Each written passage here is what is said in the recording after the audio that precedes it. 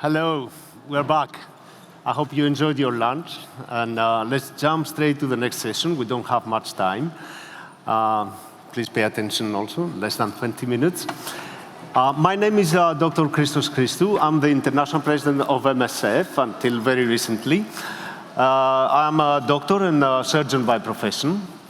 For those that they may not know, Médecins Sans Frontières, or MSF, or Doctors Without Borders, we are an organization that provides humanitarian care, and we have been starting in this back in 1971 in France.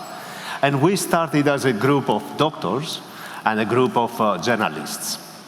And this is very important. It's important because in our core action, there's a dual pillar. The alleviating of the suffering of people there by our medical action, by taking care of them, but also the témoignage, bearing the witness, becoming the voice of the voiceless, with their stories, recording, documenting, and sharing with the rest of the world. And we believe in this dual action. We believe in the power of this dual action. And that makes this organization, MSF, quite unique. In my 6 years of the presidency as the international president of this huge organization, I've been confronted with several things, of course, and several crises. There was the pandemic, we had a war in Europe, in Ukraine, many unprecedented other crises, many protracted conflicts in the usual suspects areas, in Africa, Sudan, Yemen, Afghanistan, and of course, very recently in Gaza. And every single humanitarian crisis of ours, the way we look at it, the way we experience it, that is quite unique. It's different. But there's also something common. And this common thing is people asking for the world's attention. People asking from all of us to share their stories. And why not also try to understand the root causes of these problems? Sometimes, unfortunately, we are alone there. It happened in Gaza and still happens, and we are missing all of you there. We try to play your role as much as we can. But also there are other places where, for other reasons, your presence is also not there, and the stories are not visible. So today we chose to talk about visible and invisible crises. And we bring to you the very significant contrast of a conflict that we have all been experiencing in Gaza and also Sudan. Gaza, genocide that is being unfolded while we scroll our mobile phones and screens. And somebody would say that there's so much exposure of the news there, but still, you're not there. We try to do this. And in the other side, we have Sudan, a place where I've visited that several times, and always I was shocked to see the complete lack of international presence, both journalists, other non-governmental organizations, the UN agencies. So in this contrast, today I have here with me Nicolas, who has a great experience with MSF, joining in all the amazing places around the world. And Nicolas will talk to us about his experience in Gaza. And next to Nicolas is also Christina. Christina is our general director in Greece, in the MSF Greece section. And she had recently also paid a visit in Sudan and Chad, a place that for us, it's one of the biggest, actually, this moment, the biggest humanitarian crisis since decades. And she will share also with us our experiences. Let me start with you, Nicolas. You've been there. The floor is yours. Thank you. I'll stand, forgive me. It's titled Visible and Invisible. Christos said, you scroll on the phone and it's there. I'll put the question back to you. Is Gaza visible? Is it visible? Let's think. So I'll try to prove to you that it's both visible and invisible. When I was proposed to go into Gaza, my mother said no. My sister said no. It was 30 days after the 7th of October, and we were trying to reopen operations. They said no because they knew, because it was on their screens. Sometime later, I went to Sudan. Nobody asked me. Mom didn't say, are you going to Sudan, really? So Sudan was invisible to my family as such, even though we're involved with these things. So depending on your criteria or how many videos we see on the phone, Gaza may be visible, but I ask you again, is it visible? We were acting as a proxy to you in Gaza. MSF, as Christos said, has a DNA of journalism as well as humanitarianism. And so we tried to be journalists. At night, I used to record alone in the darkness as the walls were shaking what I saw during the day. The message was not being sent, it was sent the next day when I would connect to the few internet points. And it would go out. That was journalism in Gaza. It was just the witness and those people that are journalists like you, that were locals, that did this fighting for their own lives at the same time, because they were scared of blackouts. I've lived my first complete blackout in Gaza, right before the first ceasefire. It's very scary when everything goes black.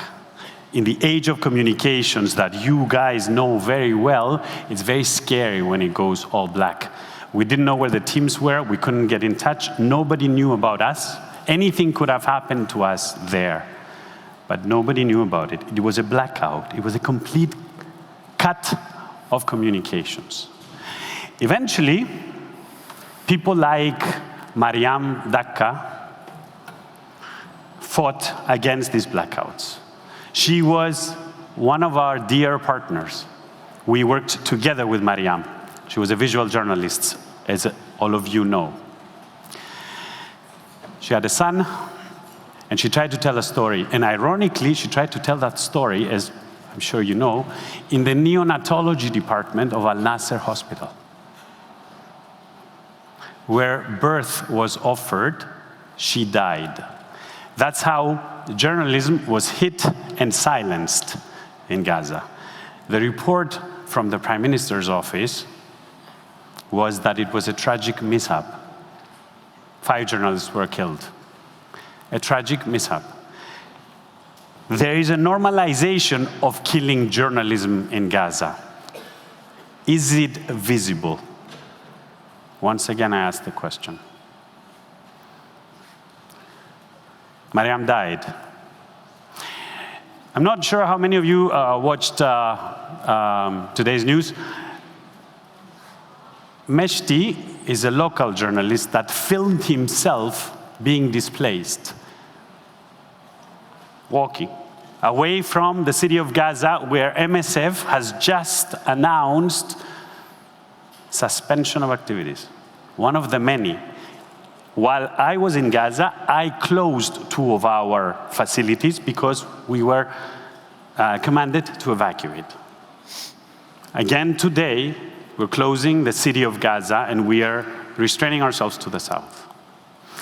King Hussein Bridge is closed. I came back from the West Bank in May. Once again, our colleagues are not allowed in. If they're not allowed in, news don't come out. If you want to talk about invisible crisis, let's talk about the West Bank. How many know what is going on in the West Bank? Annexation rings a bell. And finally, I want to ask you something a little more technical.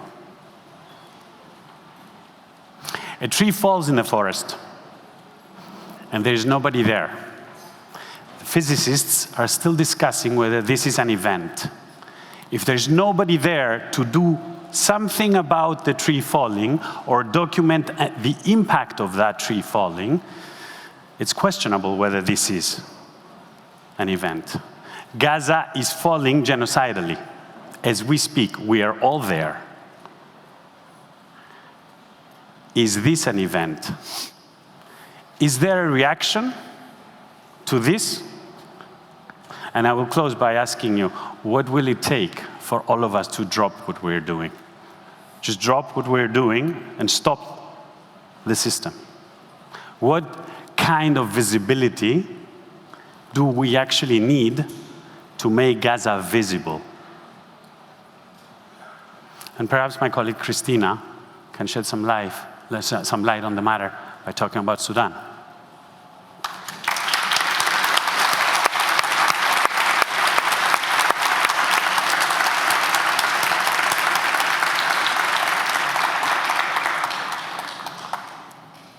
Christina, let's flip the coin. Before going to Sudan, I just want to also share a story about Ukraine very quickly. So I flew to Poland to cross into Ukraine 48 hours after the Russian invasion, and this is one of the places that I had to tell to my communications colleagues not to call me. Like, I opened my phone in the airport and I had so many messages and emails and phone calls from people that were interested to know what's going on. And the days after, I honestly had to tell them, don't call me because I can't do my work. I can't do more communication on this. I was there to support the first team. I go to Sudan, visit first Chad, and the pathway was something that I couldn't imagine I would have been able to do everything. So I visited all the camps that at that time were hosting displaced Sudanese. From the capital of N'Djamena in Chad to Adre, and then with a UN flight to Abu Tenke and Metse, which is 5 kilometers from Sudan.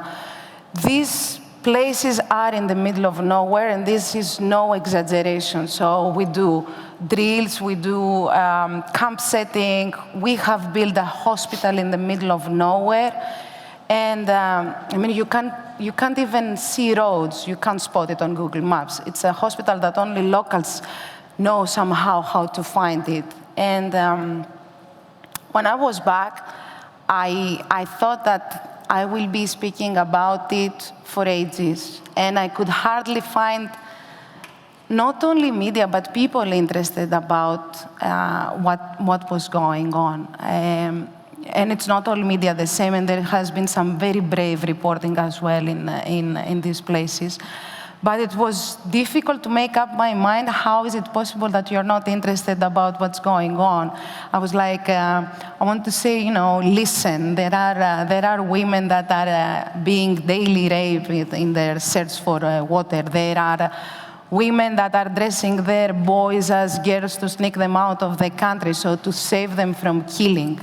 And there are kids as young as 5 years old that they take care of the whole household. So how is it possible that we're not talking about these things? And foremost, I wanted to say this is massive. I have never, ever seen in my life so big refugee camps. Now in Sudan, the civil war, which is raging since April 23, has caused the biggest displacement crisis in the world. We speak about 14 million people displaced.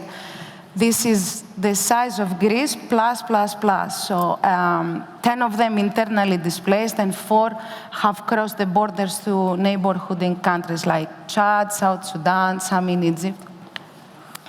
And then there was this, and it's not an anecdotal story, there was these discussions that I was having with people that couldn't distinguish that when I was referring to South Sudan, I was referring to another country. I was not referring to the same country. So, and I had to say, refugees are crossing to another country, South Sudan. So there was, and I think this says a lot about Africa, and it says much more about the rest of the world. And the thing is that, of course, with no coverage and no attention, there is no humanitarian aid, there is no researchers, there are no activists on the ground, there is a total blockage of media, and it just goes and goes and goes forever. And I don't think that the crisis in Sudan is just underreported. I think it's ignored. Like, we know what is going on there. We also have states like the US in January declared a genocide, that RSF is committing a genocide. They've not done it in other places. You may guess why or how. But we know, and the thing was for MSF, when we were designing the communications campaign for Sudan, we chose the hashtag Talk About Sudan. So it was not a campaign referring to a specific ask or a call. It was not a campaign for safe passage, access to medicine, something very specific, or even an emergency appeal for an on-site intervention. It was called Talk About Sudan because we just wanted to shed light and make people talk about it. And you know, you can also say it's very complicated, so I just look away. And it might be complicated, but the suffering is not as complicated. So I'll leave it. Yeah, thanks, Christina. Within this brief session, we tried somehow to bring to you questions that I'm sure you all bother yourselves every day. We do the same. Why here, not there? Why Ukraine, not Myanmar, not Haiti? Why Gaza, not Sudan? What else can we all do as doctors, as journalists, as responsible citizens of this world to raise awareness about all these neglected places? We don't have the answers. Could be a lot, could be different reasons why. I was shocked sometimes to see, even by several colleagues of yours asking me, okay, yes, we're interested for this, but apparently there's not much appetite by our audience to talk about something else. And I do understand that. So is it fatigue? Is it lack of political also willingness and interest? As it happens in Sudan these days, there's no one really interested in solving out also the problem, and especially the big major countries. And if you don't have them, you don't have media, you don't have solutions, you don't have diplomacy, you don't have anything. So is it proximity? Ukrainian refugees, as we saw, spoke to our heart because we were here next to them. They were watching, as another colleague of yours said before, Netflix, as we do, and they are little blonde girls having to seek refugee. And we saw how the whole Europe opened their arms and really supported them. We would like to see that also for all these refugees coming from other places, that they don't receive the same support. So these are things that a medical humanitarian organization, we believe that it is our duty and our responsibility, next to, of course, alleviating the suffering of all these people. And this responsibility and this duty has to do with sharing the stories, humanizing the dehumanized people around the world, because we are carrying experiences from genocides from all over the world, and we know that the first and most important thing that happens before a genocide is being unfolded is the dehumanization of our colleagues. So what I'm asking today to myself, to my colleagues, and to this beautiful audience here is that, and I hope that very soon you will be able to join us in Gaza. I would like to see you there, and I would like also the same day that you're there to start advocating and talking about how you can also be in Sudan. And I would like from all of us, every time that we raise awareness about something, to link the dots in a bigger picture, to link this with other neglected crises around the world, to flip the coins, to look in the other side, and remind to all of us also what is happening in places deliberately or not have been neglected.